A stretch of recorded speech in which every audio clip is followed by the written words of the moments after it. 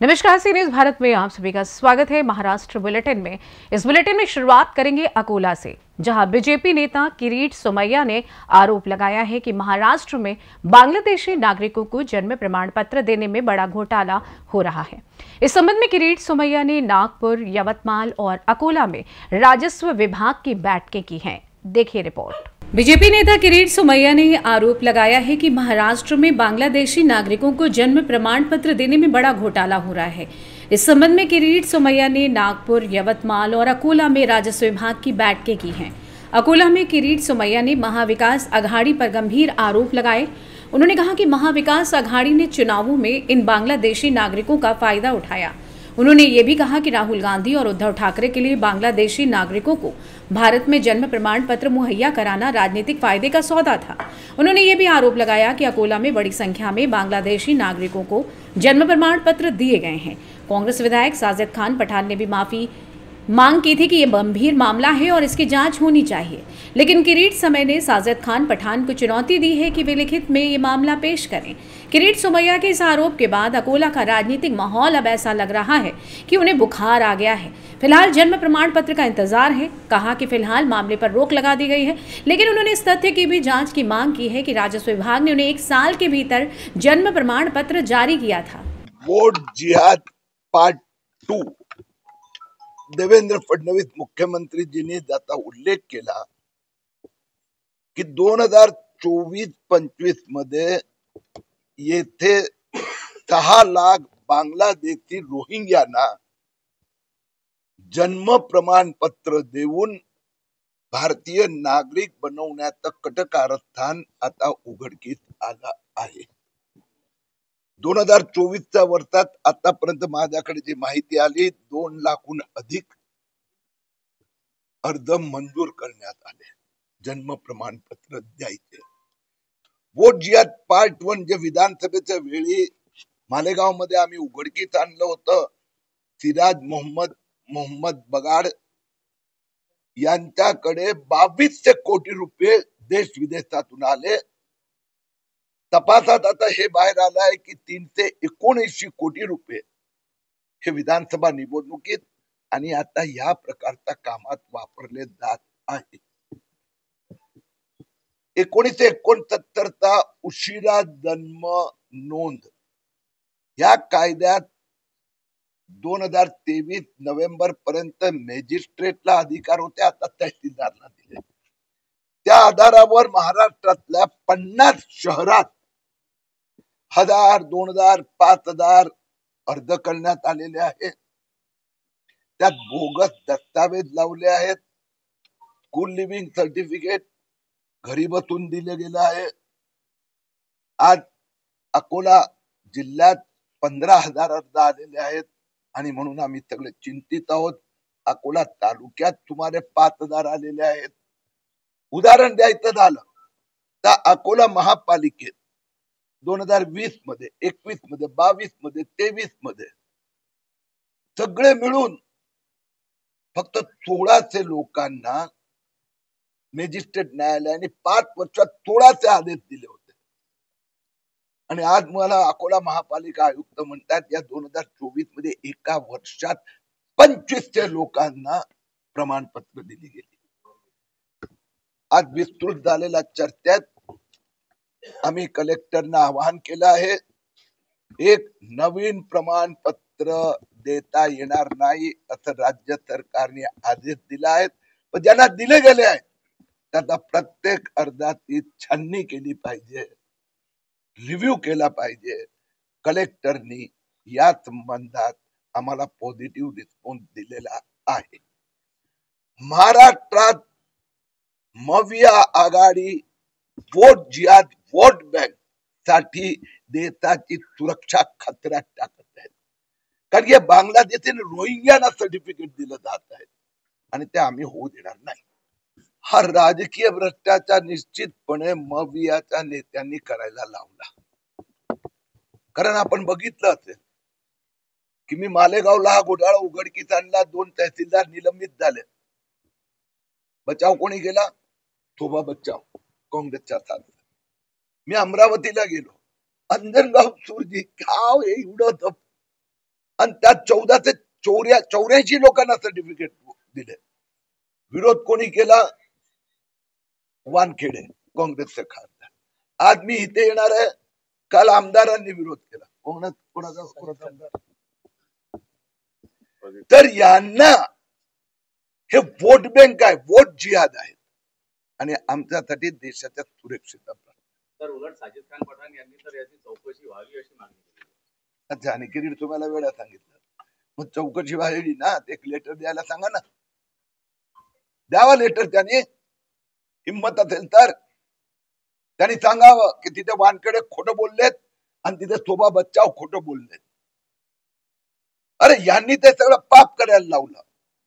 देवेंद्र फडणवीस मुख्यमंत्री झाल्या बरोबर मी त्यांना त्यांच्या कानावर हा विषय टाकला. मुख्यमंत्रीची शपथ घेतली त्याच्या आदल्या दिवशी मी सांगितलं की आप कल शपथ दे रहे हो, पहला ये विषय हात दिलो. कारण की विधानसभा निवडणुकीच्या काळात मला ही गोष्ट लक्षात आली होती. म्हणजे देवेंद्र फडणवीस साठी राष्ट्र प्रथम. नाही, 2022 मध्ये सरकार आल्यानंतर ह्या गोष्टी झालेल्या आहेत. 2024 मध्ये झाला नाही ना, पण 22 मध्ये सरकार आलं ना. अरे दादा, कायदा 2024 मध्ये अस्तित्वात आला. तहसीलदारांना अधिकार. सुरक्षा यंत्रणांच्या संदर्भात बोलतोय की फेल्युअर आहेत, म्हणजे इंटेलिजन्स. नाही, ह्याच्या दोन्हीचा काही संबंधच नाही आहे. 2022 मध्ये तर मॅजिस्ट्रेट द्यायचे, तर तिथे तर मी तुम्हाला आकडा सांगितला इथला 2021, 22, 23 जो ह्यांनी दिलेला आकडा तुम्हाला मी सांगितला. 2024 मध्ये लोकसभा इलेक्शन झाल्यानंतर, मग या जिंकल्यानंतर जुलैमध्ये हे सगळं सुरू झालं. विधानसभा निवडणुकीचा प्रचार आणि आचारसंहितेच्या दरम्यान 90% अर्ज त्या काळात आले. आणि मुख्यमंत्री झाल्याबरोबर देवेंद्र फडणवीस हे पहिलं काम केलं SIT नियुक्त करायची. ओके सर, एक महत्त्वाचा प्रश्न आहे. तुम्ही आकडा जो सांगितला अकोल्याचा 15,500च्या जवळपास आहे, तर अकोला कॅपिटल आहे का या सर्व नेक्सस जे आहे त्याचं? 15,845. अकोला, अमरावती, मालेगाव हे मुख्य केंद्र आहे. राष्ट्रीय पातळीवर विषय आणण्यासाठी आपला अजेंडा काय आहे? मालेगाव नंतर अकोला यांचं केंद्र बनत चाललं आहे. आता दुसरी 2 नवीन केंद्र विदर्भात, एक अमरावती आणि दुसरं अंजनगाव सुरजी. अंजनगाव मध्ये तर कळलं असं की 14 ते 84 ला दिलेत, त्यातनं 14 ते अंजनगाव मध्ये राहतच नाही. हा विषय राष्ट्रीय पातळीवर आणण्यासाठी आपला काही राजकीय अजेंडा आहे का? राजकीय या राष्ट्रीय? राजकीय पातळीवर हा विषय जो आहे मी उत्तर दिलं दादा. हा राष्ट्रीय विषय आहे. नॅशनलवर आणण्यासाठी काही राजकीय अजेंडा? हा राष्ट्रीयतेचा, राष्ट्रीय सुरक्षेचा विषय आहे. राजकीय एजेंडा नाही होऊ शकत. राजकीय एजेंडा उद्धव ठाकरे आणि राहुल गांधीचा वोट जिहाद आहे. आमच्या दृष्टीने राष्ट्रीय प्रोटेक्शन, सुरक्षा. हे वाटप करण्यात आले अर्ज ठीक आहेत, पण आता ज्यांनी अर्जही नाही केले असे आहेत का? मी तुम्हाला थोडा चांगला प्रश्न आहे. 1969 मध्ये हा जन्म मृत्यू नोंदवही कायदा आला. त्यात एक प्रावधान केलं की दर ज्यांचा आई वडिलांचा कोणाचा नाही आहे तर त्यांनी मॅजिस्ट्रेट कोर्टात अर्ज करावा. बरोबर आहे. आता 50 वर्ष झाली, मग ज्या कोणाचे राहिले असेल त्यांनी केले अर्ज. म्हणून बघा, यावेळीचे अर्ज संबंध महाराष्ट्रात 2 लाख आहे ना, त्यात हिंदू 1% पण नाही आहे आणि हितला मूळचा मुस्लिम पण 1% नाही आहे. कारण की त्या 50 वर्ष दरम्यान सगळ्यांनी घेतलंय. ही सगळी नावं 99% नावं मुस्लिम बांग्लादेशची नावं आहे. ओके, धन्यवाद. अकोला महाराष्ट्र से सी न्यूज संवाददाता धनराज सबकाल की रिपोर्ट। बात होगी महाराष्ट्र छत्रपति संभाजी नगर की, जहां जलगांव रोड पर नागरिकों ने सड़क जाम कर दिया। बता दें कि सावंगी इलाके के न्यू बिगनिंग इंटरनेशनल स्कूल में एक लड़की से छेड़छाड़ की गई। आखिर क्या था ये पूरा मामला, देखिए इस रिपोर्ट में। खबर महाराष्ट्र के छत्रपति संभाजी नगर से है, जहां जलगांव रोड पर नागरिकों ने सड़क जाम कर दी। वहीं सावंगी इलाके के न्यू बिगनिंग इंटरनेशनल स्कूल में एक लड़की से छेड़छाड़ की गई। छत्रपति संभाजी नगर अभियुक्त सैयद एकमात्र ऐसा व्यक्ति है जिसे छत्रपति संभाजी नगर शहर के पास सावंगी इलाके में न्यू बिगनिंग इंटरनेशनल स्कूल से पोस्को के तहत गिरफ्तार किया गया है। केवल एक आरोपी को गिरफ्तार किया गया है, लेकिन अन्य 2 आरोपी लियाकत अशफाक को अभी तक गिरफ्तार नहीं किया गया है। नायगांव फाटा के नागरिकों ने आज नायगांव फाटा से न्यू बिगनिंग इंटरनेशनल स्कूल तक सड़क को अवरुद्ध कर दिया। आज आपण आंदोलन केलं, नेमकं काय करायचं? आज 4 दिवसापूर्वी बिगिनिंग इंग्लिश स्कूल या ठिकाणी एक विद्यार्थिनीला एका क्रीडा शिक्षकाने लैंगिक अत्याचार गेल्या 1.5 वर्षापासून करत होता। त्याच्यावर 4 दिवसापूर्वी फोक्सो अंतर्गत गुन्हा दाखल झालेला आहे आणि त्याच्यासोबत 2 आरोपी आहेत आणि शाळेलाही आरोपी करावं, शाळेच्या प्रशासनावर गुन्हा दाखल करावा यासाठी आम्ही मराठा मावळा संघटनेच्या वतीने व पालकांच्या वतीने सावंगी बायपास येथे रस्ता रोको आंदोलन केलेले आहे। प्रमुख मागणी काय? आमची प्रमुख मागणी आहे की जो गुन्हेगार आहे, जो आरोपी आहे, त्याला फाशीची शिक्षा झाली पाहिजे आणि इतर आरोपी त्यांच्यावर गुन्हा दाखल झाला पाहिजे। अल्पवयीन मुलीवर अत्याचार झाले, त्याच्यामध्ये किती आरोपी आहेत आणि किती जणांना अटक झाली, कोणता गुन्हा दाखल झाला?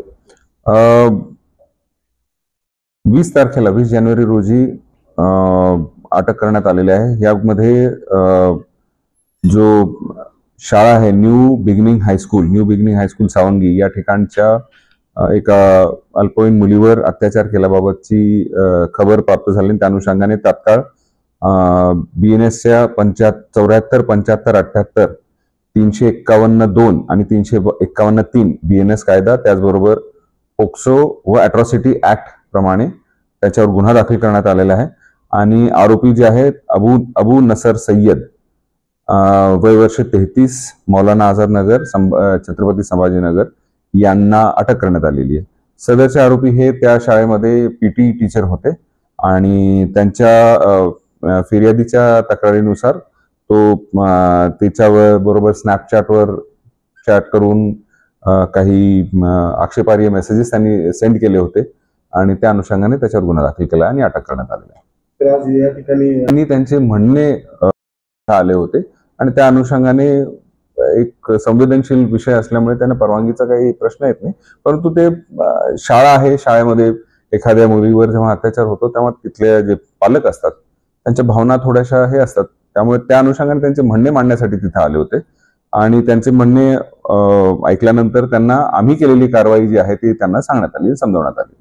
आरोपी 3 आहे म्हणतात, एकच आरोपी अटक केलेला आहे? नाही, अद्यापपर्यंत आमचा तपास चालू आहे आणि तपासामध्ये जे आरोपी निष्पन्न होतील त्यांच्यावर 100% कारवाई होईल। महाराष्ट्र छत्रपति संभाजीनगर से सी न्यूज संवाददाता शिवाजी नवले की रिपोर्ट।